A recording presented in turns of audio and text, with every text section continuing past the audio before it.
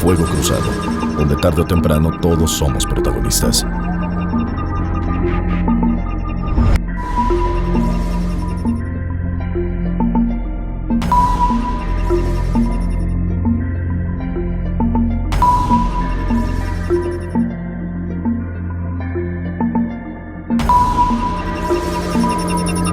Fuego Cruzado, donde tarde o temprano todos somos protagonistas. Nos da mucho gusto iniciar el año con usted, con otro programa en donde tenemos como invitado especial a Humberto Hernández Haddad. Humberto Hernández Haddad es un político mexicano de origen tabasqueño que ha sido un par de veces diputado federal, otra senador, y con una particularidad que yo recuerdo muy bien. Era diputado a las 51 legislaturas, si mal no recuerdo. 49. A la 49 primero y luego a la 51. Y aprovechaba cada receso legislativo para ir a hacer una maestría primero y un doctorado después a Harvard. Es un político educado en la Ivy League, como le llaman a las universidades de postín en Estados Unidos, pero que no tiene las características de los demás egresados que hemos padecido, egresados de esas escuelas que hemos padecido en México. Como siempre, están con nosotros Lilia Arellano. Lilia, muy buenas tardes. ¿Qué tal, buenas noches. ¿Cómo te va? Buenas noches. Con el gusto de verte como siempre. ¿Verdad? Ya iniciando el año y con muchas ganas. Con muchas ganas, por supuesto. No, optimismo no, ganas. Ganas, sí. Abelardo Martín, buenas noches. Buenas noches. Y sí, con optimismo. ¿Sí? ¿Tú sí traes optimismo? Sí, cómo no. Pues es año electoral. ¿Y eso qué? Va a haber cambios. ¿Tú crees? Sí. ¿Buenos o malos? Eso es lo que todavía no sabemos, pero hay que ser optimista.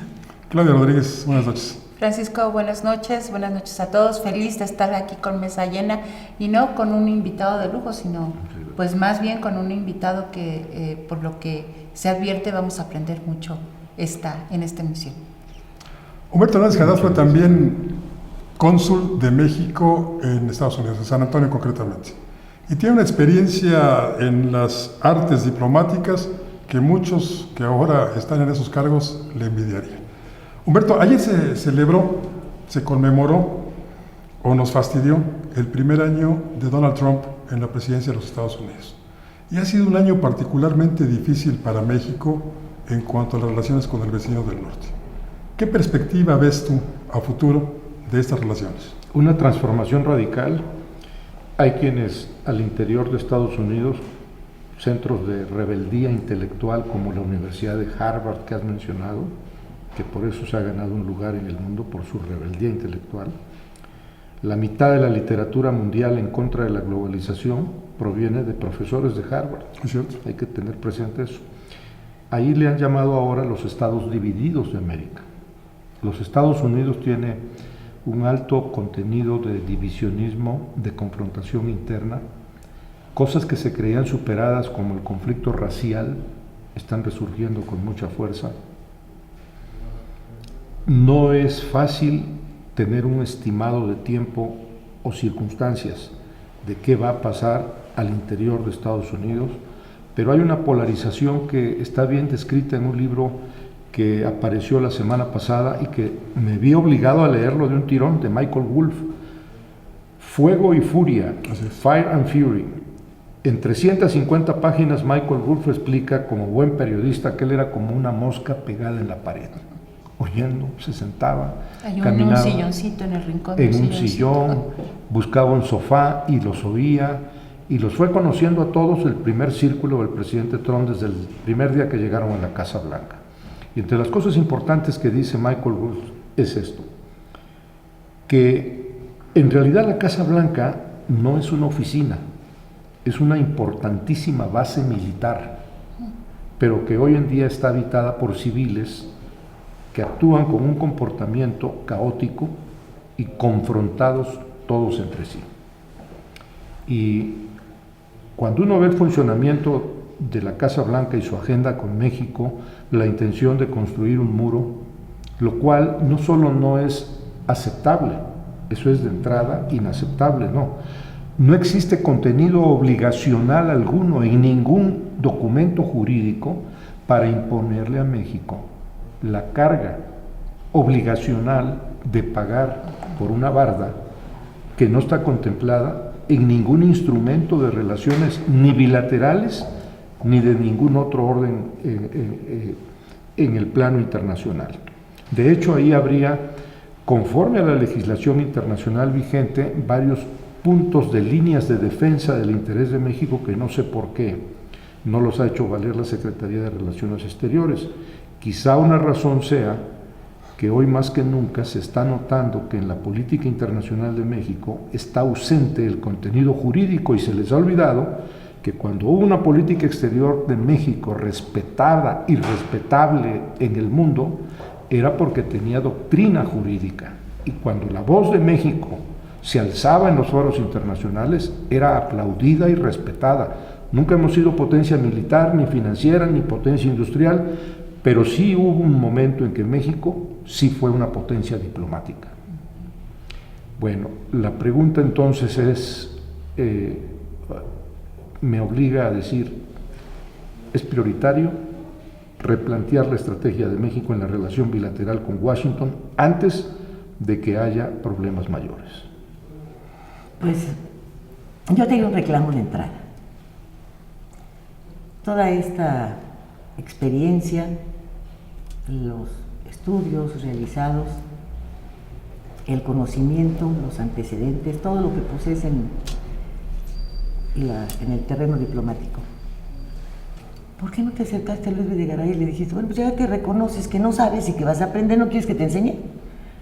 Porque ha demostrado que no tiene la más remota idea, ni le interesa conocer ni la base jurídica, ni mantener una buena relación, ni nada por el estilo. No sé si lo hiciste, pero lo debiste haber hecho, ¿eh? Nunca he tenido oportunidad de platicar con Luis Videgaray Caso, ni con José Antonio Mit Curibreña. No nos hemos tratado, pero he tenido buen cuidado en dejar constancia escrita, pública, en libros, artículos, entrevistas de televisión como las que me ha hecho mi directo amigo Paco Rodríguez, sobre dónde creo que es subsanable, reparable, esta cadena de omisiones que tiene nuestra política exterior. Larga cadena. Me permito, porque la pregunta me gustó, Lilia, me permito adelantar una idea de la manera más respetuosa. Es urgente, por razones de Estado, de interés nacional urgente, una refundación de la Secretaría de Relaciones Exteriores y la creación de un nuevo servicio exterior mexicano que esté sujeto a pruebas periódicas de comportamiento ético, sus estándares de conducta y habilidades tecnológicas, dominio de idiomas, conocimiento de geografía, historia, literatura, finanzas, comercio internacional. El actual servicio exterior mexicano tiene figuras muy respetables, pero son muy poquitas. Hay que crear. Exacto. Se ha politizado el servicio exterior mexicano. Partidizado. No, y en algún momento yo creo que lo vieron como centros de negocios, porque fundamentalmente la llegada de MEADE a Relaciones Exteriores, saliendo de Hacienda, pues se le veía como objetivo buscar relaciones de comercio internacional, etcétera. O de apoyos financieros. O de apoyos financieros, y creo que se quedaron a medias, no Ahí lograron ninguno acaban de ni tocar otro. un punto que es quizá la fibra más sensible del problema que tiene la Secretaría de Relaciones Exteriores y que ha producido una erosión en la calidad de la política exterior de México.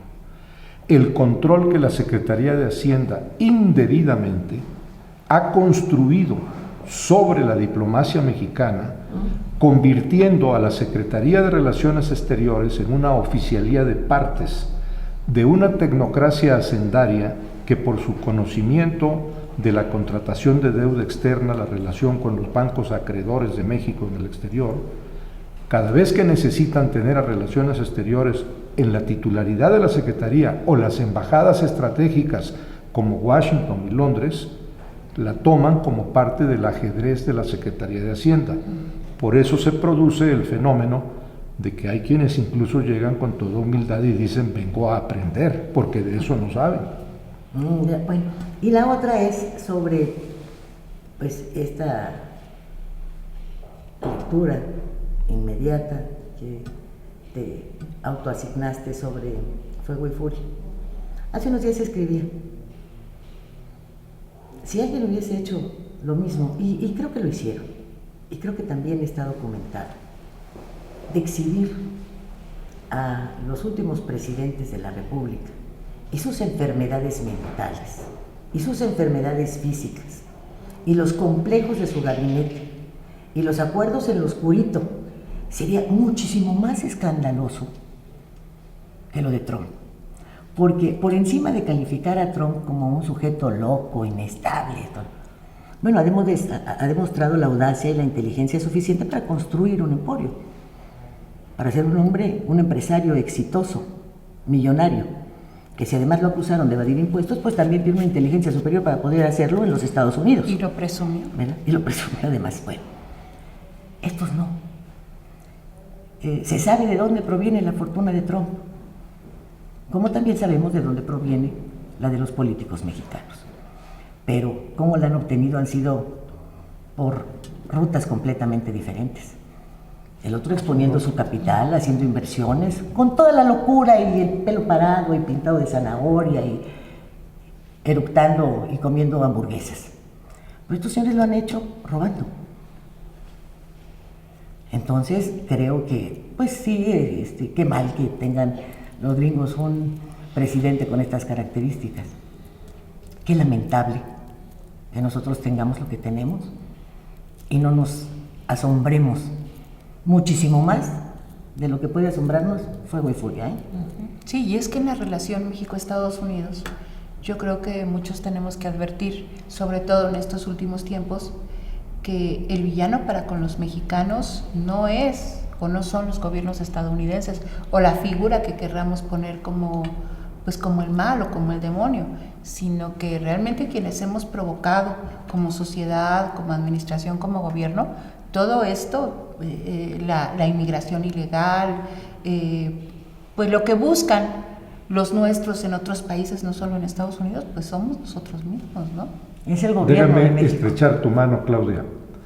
Eso, aunque nos duela, lo que está pasando en nuestro país no está fabricado por enemigos extranjeros. Aquí los causantes de esto viven en México, son mexicanos, usan pasaporte mexicano, tienen cuentas bancarias mexicanas en el extranjero y tendrán que responder en algún momento con un saldo de responsabilidades sociales, políticas, económicas que hicieron con el país. Es una respuesta fundamental. ¿Qué pasó aquí? Vamos a una pequeña pausa, si nos permiten. Humberto, compañeros, enseguida volvemos.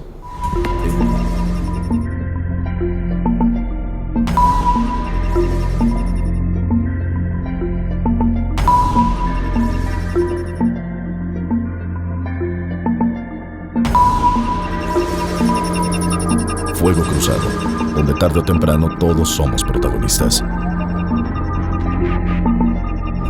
Regresamos con Humberto Hernández Haddad, quien nos ha planteado asuntos de mucho interés y sobre todo de trascendencia.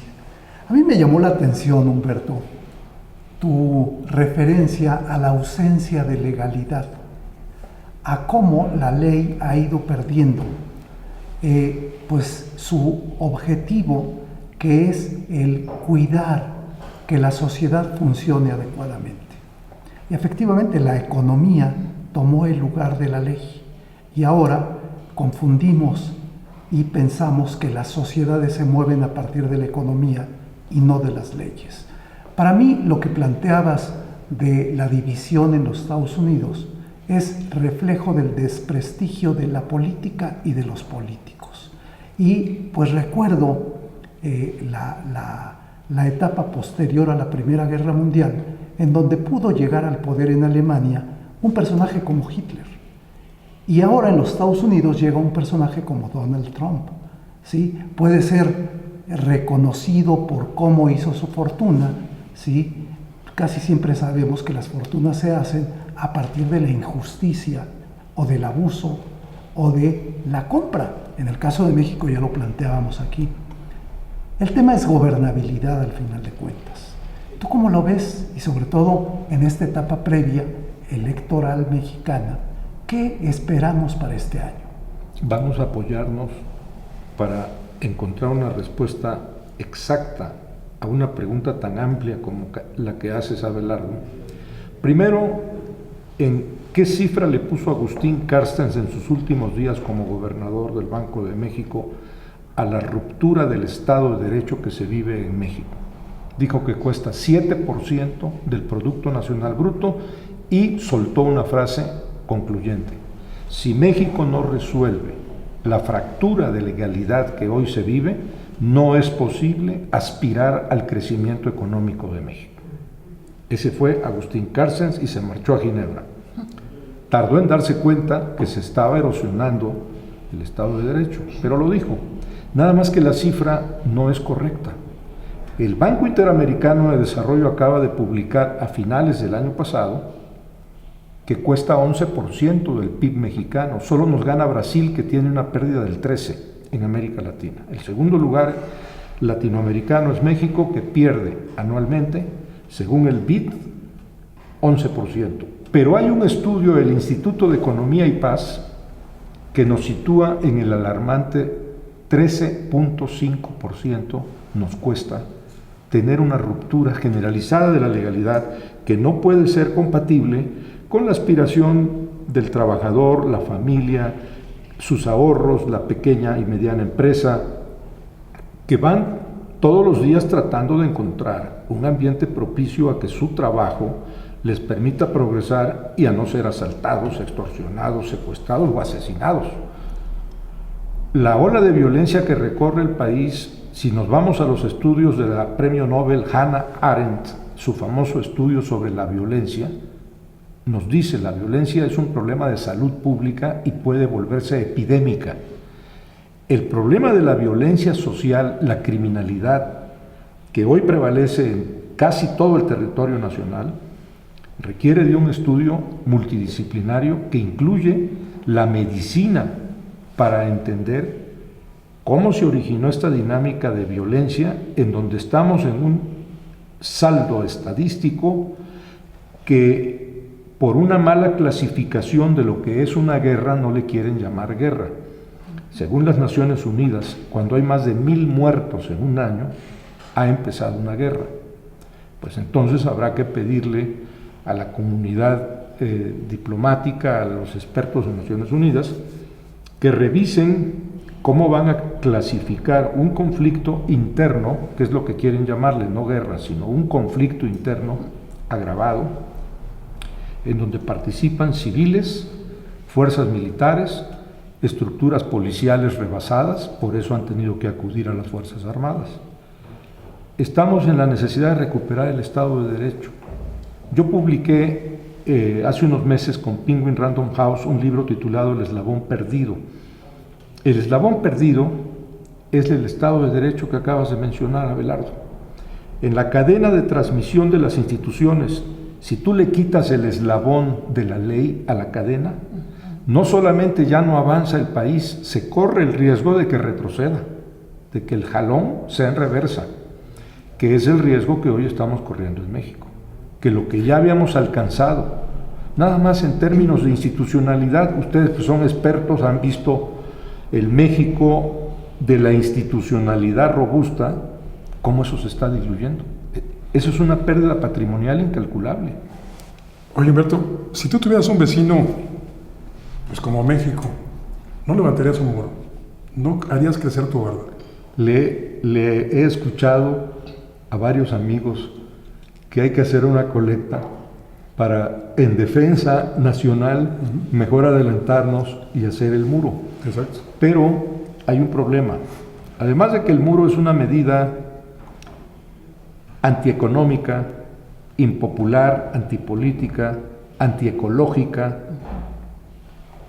sienta un grave precedente.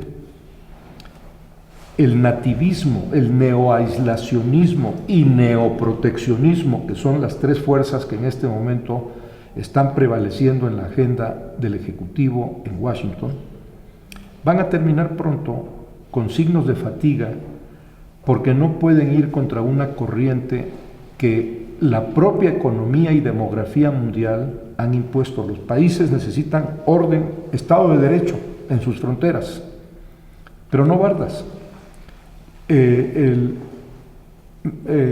Robert Pastor, yerno de McNamara, venía muy seguido a México y él hizo un libro donde comienza diciendo Robert Pastor, experto en asuntos mexicanos, muy allegado al presidente James Carter, que lo que más le llamó la atención es que en México la gente, mientras más recursos económicos tiene, más altas construyen sus bardas y más se aíslan del exterior.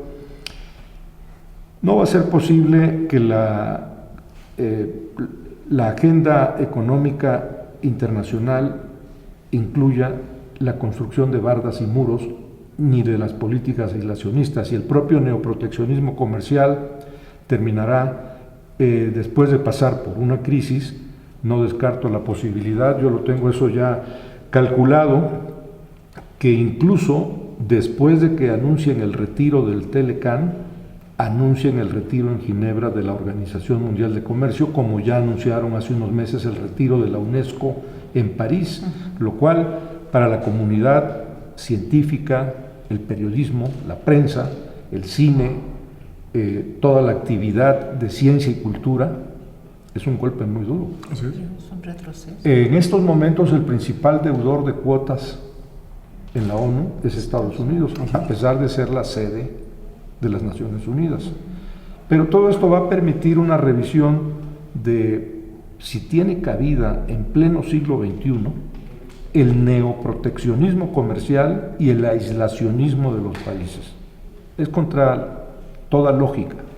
Eso terminará por agotarse y vendrá una nueva etapa. Sí debemos estar preparados con una agenda de contingencias para poder soportar el tiempo que dure esa agenda neoproteccionista, neoaislacionista, donde hoy la paradoja es que el defensor del libre comercio mundial es China.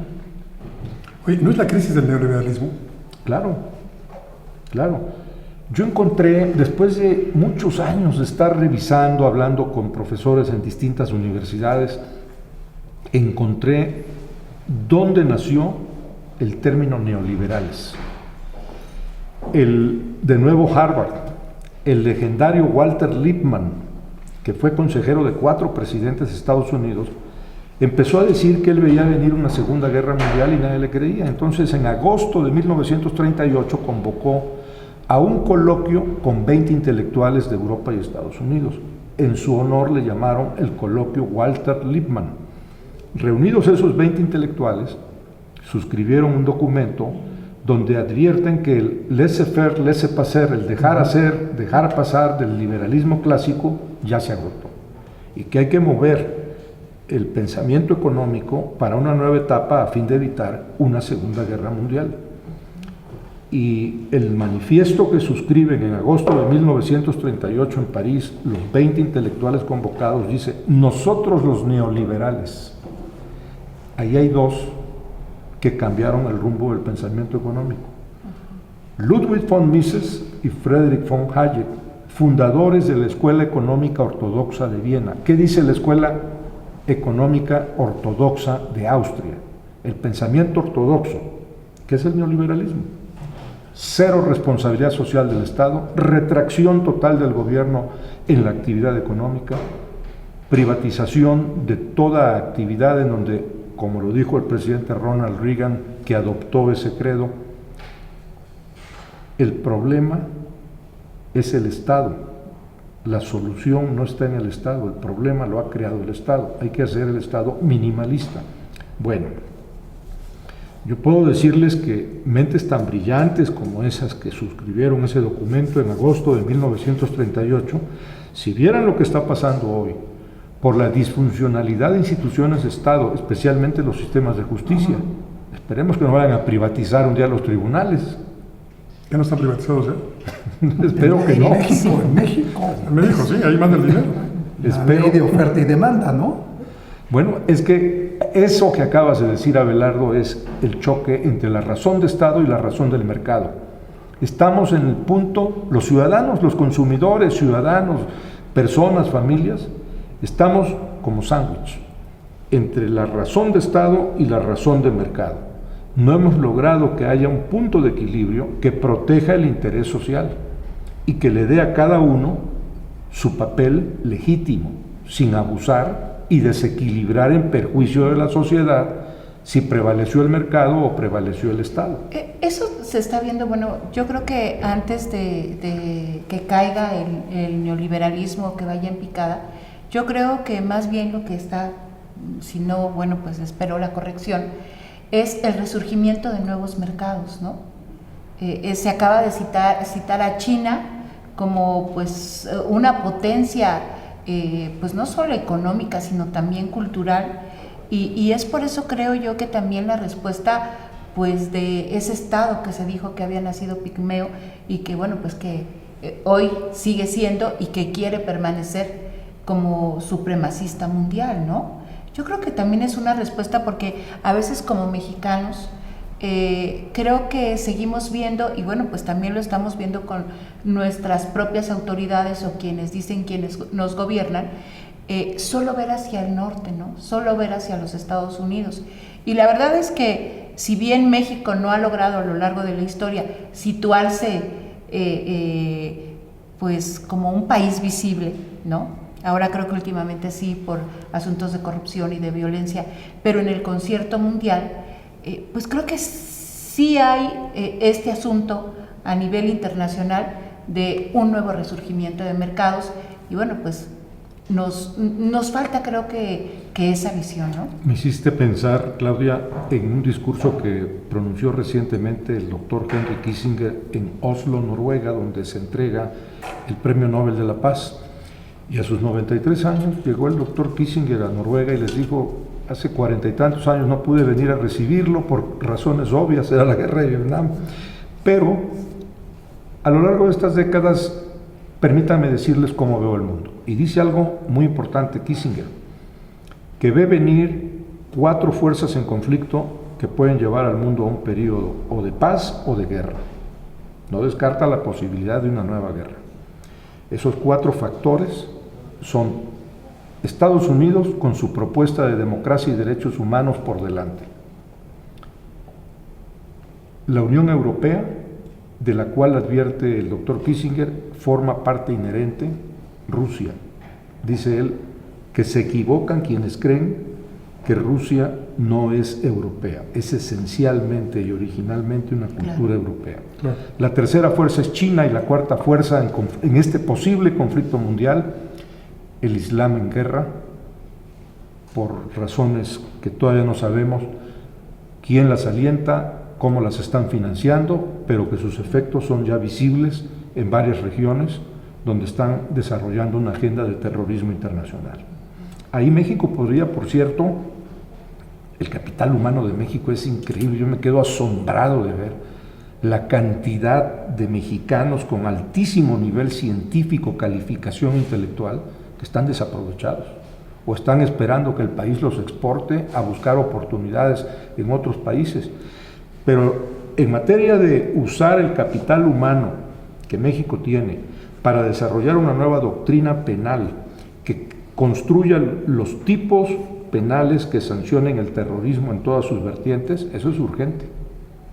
Porque si no nos hemos dado cuenta, estamos en el cruce de todos los caminos, somos país bioceánico, tenemos la frontera con Belice, que es Reino Unido, con Guatemala, y la frontera con Estados Unidos, que son más de 3.000 kilómetros de frontera, que aún con todo y la pretensión de construir una barda, no resuelve la eventualidad de una amenaza terrorista. Decían bien, ha sido No será direccionador. avanzar en la construcción de la barda, porque la iniciaron hace tiempo. Así es cierto.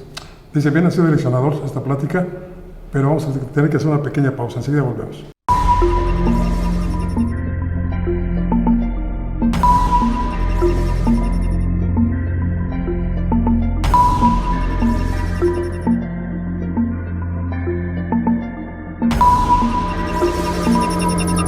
Fuego Cruzado, donde tarde o temprano todos somos protagonistas.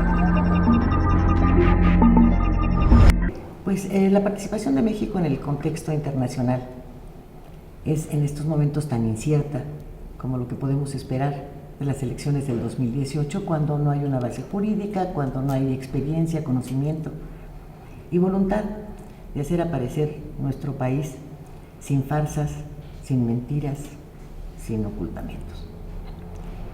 Pero dentro de este contexto internacional yo creo que, como sucede hasta para vender mercancías, para conquistar una mujer o nosotros conquistar un señor, debemos tener una base de verdad. Nosotros nos formamos cuando se decía de nuestro país que era un mosaico y nos sentíamos orgullosos de ese mosaico, de sus culturas, de su gastronomía, de sus paisajes. Era el cuerno de la abundancia también. Crecimos con eso. Los países y las oportunidades estaban abiertas para todos. Sin embargo, creo que el desconocimiento, tanto de lo que debemos presentar y el papel que jugamos en el exterior, como el desconocimiento de nuestro propio país, pues ha llevado a estos excompañeros tuyos de Harvard a cometer la serie de pifias, de errores, de tropiezos, de abusos, de violaciones, de rompimiento con la ley que estamos padeciendo y que, bueno, ¿tú crees que se van a ver reflejadas en el 2018? Es una ¿Qué es esto? excelente pregunta, porque me llama mucho la atención que no hemos escuchado ninguna propuesta concreta con esa visión del futuro del país en ninguno de los que hoy en día aspiran a ser presidentes de la República. Estás tocando un tema con el que ganaría de inmediato la atención de todo el electorado quien haga una propuesta. Se han oído algunas ideas desilvanadas, pero ya es tiempo de que los ciudadanos lo merecemos, tengamos una propuesta concreta de cada plataforma de los candidatos. Esperemos que pronto ya podamos sentarnos y hablar de exactamente qué opciones tenemos antes de ir a emitir el voto. Pero me ha de, por ejemplo, conocer el país. ¿Realmente lo conoce? Si ha pasado toda su vida detrás de un escritorio. ¿Ricardo Anaya lo conoce? Tampoco. O sea, ha ido a las giras siempre a bordo de aviones, helicópteros, en las camionetas de sus compañeros de partido, a lo mejor haciendo el trabajo de un secretario particular, pero adentrarse a comunicarse con la sociedad. Oye, a lo a mejor saber lo que conoce mejor piensan. Atlanta que México. Tal vez. En fin, si Margarita conoce el país, no, ella ha ido a vacacionar. Tiene su isla en Cozumel, entonces no han puesto ningún empeño en saber en dónde realmente hay que producir aguacates, a lo mejor no nada más en Michoacán, en donde resulta que descubren que durante décadas han explotado la vaquita marina, que se vende carísima, y nunca fueron capaces de llevar ahí otro esquema de desarrollo comercial. Pero Brad Pitt los convenció. Sí, y entonces resultaron con la fórmula de vamos a apoyar esta comunidad para que tenga ingresos. DiCaprio. Ajá, DiCaprio. Ese. Fue Leonardo DiCaprio. Ajá. Sí. Ellos lo conocen. Pueden hacer un planteamiento de lo que desconocen. Perdón, yo creo que no hemos visto seriedad precisamente en los personajes que nos han gobernado.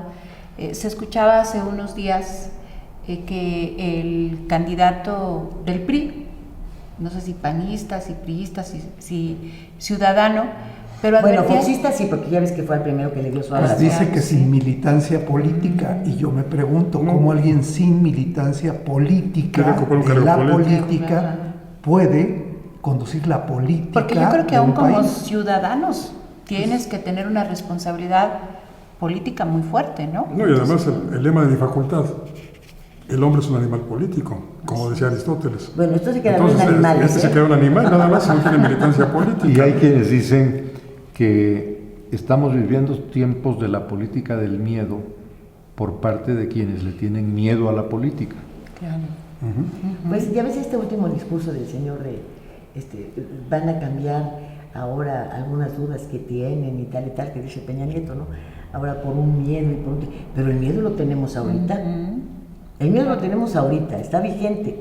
Tienes miedo de perder el empleo. Tienes miedo de que no te entreguen tus pensiones. Tienes miedo de que tus hijos no regresen de la escuela. Tienes miedo del futuro. De todo. Oye, y lo que ellos tratan de inyectar Y de como que te vayan a miedo, salir unas se te vayan a poner rojos los chinguillas. y lo que ellos tratan de inyectar como miedo mueve a risa, porque dice, por ejemplo, este golpeador Ochoa Reza, que si ganara la opción de enfrente, el país sufriría una devaluación del dólar del 10%. Llegamos al 60% de devaluación con Peña Nieto, entonces hay que reírnos. Ojalá llegue la opción de enfrente porque nada más se va a devaluar 10%, no 60% como en esta ocasión. Y yo te quisiera preguntar, resumiendo un poco todo lo que hemos venido comentando en este momento, la capacidad de respuesta de la administración mexicana. Y ahí incluiría también la capacidad de respuesta, lo que tú mencionabas, de los partidos políticos y sus plataformas. Yo creo que estamos viendo que son de acción muy retardada. Por ejemplo, criticamos mucho y nos burlamos del señor Trump, pero en este momento su política fiscal le ha resultado todo un éxito.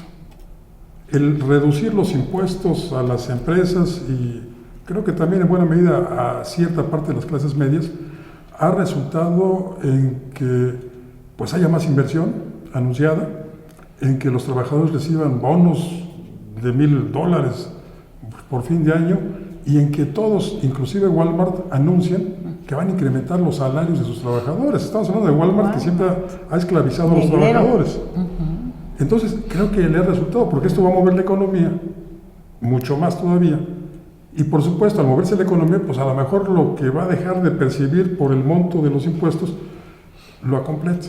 ¿Qué está pasando en México? ¿Cuál ha sido la capacidad de respuesta de la administración del señor Peña Nieto? Se retrasaron, no advirtieron a tiempo algo que tiene sus antecedentes en el gobierno de Ronald Reagan. Yo estoy obligado a saber esto que voy a contar, porque era mi obligación estudiarlo y tener toda la información a tiempo en mi carácter de entonces presidente de la Comisión de Relaciones Exteriores del Senado mexicano. Cuando el presidente Reagan llega a la Casa Blanca en 1980, aparece un economista de California, vive todavía en California, llamado Arthur Laffer. El doctor Arthur Laffer es un economista que se hizo notar a nivel mundial porque inventó la curva del Supply Side Economics, la economía de la oferta, y desbancó toda la teoría económica que se tenía con la curva de Phillips, el economista neozelandés que llegó a ser Premio Nobel de Economía y que descubrió la relación entre inflación y producción y gasto.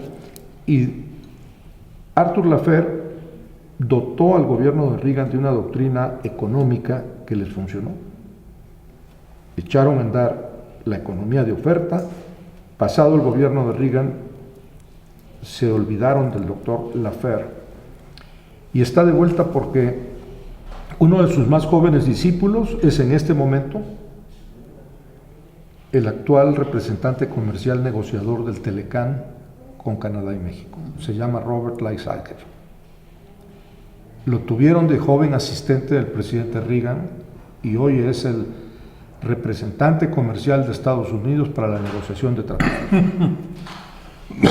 Habría que haber hablado con el doctor Laffer. Vive en California. Yo no lo conozco, pero tengo amigos que sí lo conocen y me dicen que es un hombre excepcionalmente informado sobre México. Habría que haber hablado con él para ver en qué consiste esta nueva concepción económica con la que va a actuar el gobierno de Estados Unidos, que incluye algo novedoso: la competencia en cargas fiscales. Antes se competía en aranceles, tarifas, en las mercancías, reglas aduaneras, ¿no? Ahora es una competencia novedosa. ¿Quién cobra menos impuestos? ¿No se había visto eso? El efecto que va a tener para la economía estadounidense, no se requiere saber mucha economía, va a ser negativo. Va a acrecentar el déficit fiscal, la deuda de Estados Unidos va a crecer. Acabo de ver un video de la heredera de Walt Disney, una señora muy agradable, diciendo que ella, como heredera de la corporación Walt Disney, no está de acuerdo en que le bajen a su corporación, Walt Disney Corporation, los impuestos, porque eso le va a quitar clientela, porque ella a los que atiende es a la clase media que va con sus hijos a los parques de Walt Disney y que necesita tener recursos para poder seguir yendo a hacer ese tipo de vacaciones. Sino aumentar su fortuna personal. Claro. Que es lo que ella critica. Ella dice que hereda, sí, que ella no trabajó para crear el imperio Disney y que cómo es posible que ahora el gobierno le facilite para que ella incremente otra vez su fortuna. De una manera artificial, Sí, claro. en el juego fiscal.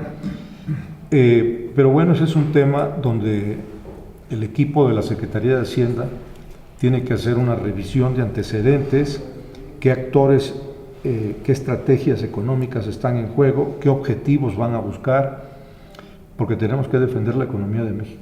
Porque otro renglón importante fueron los salarios. ¿Sí? Bueno, hoy estamos en una paradoja. Canadá y Estados Unidos nos están pidiendo que eleven los salarios en México. Son los líderes sindicales, ¿no? Los verdaderos líderes sindicales son Canadá y Estados Unidos, Sí, nuestros defensores. Paradójicamente. paradójicamente. Sí. Bueno, entonces tenemos varios déficits en la actual circunstancia nacional. Hay un déficit de mercado interno. No es posible que el país sea un país rico, con una gran estructura demográfica que permite un consumo asegurado de todas las necesidades que tiene el país. En la ecuación recursos-necesidades, México tiene todo para triunfar, ser un país con un alto nivel de vida. ¿Por qué tenemos un déficit de mercado interno, un déficit salarial? Buena pregunta, habrá que preguntarle esto a quienes están tomando las decisiones. Pues es que, perdón, es como el chiste, ¿no? Pareciera que nos dieron todo y aquí se planteó que hay personas con conocimiento, experiencia, capacidad, pero pues estamos secuestrados por un grupo político. Creo que el chiste ahora va que Mediocre, grupo nos dieron político. todo, pero cuando un ángel le preguntó a Dios por qué le daba todo a México, le dijo, no te preocupes, les vamos a dar al PRI. Pues sí, ahí- Así no era, Paco, pero bueno. No, pero así que es que ahora hay que... Lo acomodó Lo acomodó. y no le falta razón. Lo que nos lleva a la lista de déficits, hay un déficit de seguridad pública en las calles del país, hay un déficit de seguridad social. El problema de las pensiones para un país que está envejeciendo lentamente, pero que cuando acelere el reloj demográfico descubra que en 30 años ya tenemos más población de la tercera edad que jóvenes, en ese momento las cuentas de la seguridad social no cuadran Van a ser en este momento, impagables. no hay una reserva. Tenemos un déficit. Tendríamos que tener a Mikel Arreola ahí permanentemente, porque es el que dice que todo lo arregla hasta para el año 2024. Debió de haber seguido en el Seguro Sí, Social, sí, sí, ¿verdad? sí. Sí. Todo lo arregla. O en el High Alive. No, siempre O pierde. arriba de la motocicleta haciendo Siempre pierde. piruetas. Pero bueno, tú no puedes limpiar las finanzas como lo hicieron González Anaya y Mikel Arreola en el IMSS, quitando los servicios y las prestaciones, porque por eso dijeron, pues para que estemos en números negros hay que quitar lo que no sirva. A ver, ya no vamos a dar hemodiálisis, a ver, ya no vamos a dar este servicio de maternidad. Eso fue lo que hicieron y así consiguieron que el Seguro Social estuviera en números negros, quitando servicios a los asegurados. Dejando de comprar fármacos tenemos que también. recuperar nuestras instituciones de seguridad social si queremos realmente entrar al camino del desarrollo. O, si no se logra, es el subdesarrollo crónico lo que prevalecerá. Y por supuesto hay un déficit de legalidad que ya Abelardo mencionó. El déficit de Estado de Derecho es un bloque, como lo dijo Agustín Carstens en su momento, que no permite que México ingrese al desarrollo. Es un obstáculo serio, hay que removerlo. Hay que hacer muchas cosas, Humberto, pero lástima que El tiempo no nos déficit de permita. institucionalidad. Y el déficit de tiempo, porque se nos agotó. Perfecto. Muchísimas gracias, Humberto, por A tu ti, presencia gracias. aquí. De verdad, como lo decíamos hace un momento, ha sido muy aleccionador lo que nos has platicado esta noche. Y creo que en ello coincidirán nuestros amigos de la Victoria. Gracias, Lilia Arellano, por tu presencia.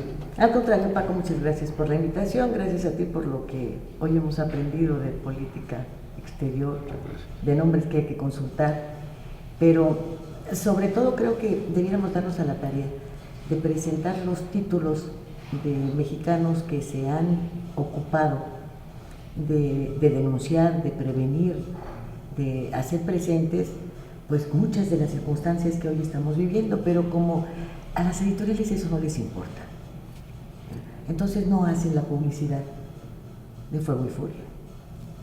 Gracias, muchas gracias. Abelardo Martín, muchas gracias. Muchas gracias a Humberto por su sabiduría. Nos quedamos con muchos temas. Hasta Tabasco se nos El quedó en tema medio, el tema electoral. Esa va a ser una película. De terror. Vamos a aplazar a Humberto para que nos acompañe en un mes, ¿te parece? Perfecto, con gran gusto. Muchas gracias. Claudia Rodríguez, gracias. Gracias a todos. Muy buenas noches. Y nuevamente gracias a Humberto Hernández Haddad, que es un brillante politólogo mexicano. Soy Francisco Rodríguez, le agradezco su atención y le invito a que nos reencontremos aquí la próxima semana. Mientras tanto, le deseo como siempre que haya buenas gracias y muchas noches. Ahora tú.